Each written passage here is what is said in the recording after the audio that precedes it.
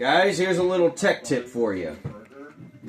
These newer Ryobi batteries, they will not do it. There's something inside of them that won't allow them to, or maybe this one's just so far gone I can't get it to do it. But these older batteries, if you take a different battery, it could even be another Ryobi that takes a charge.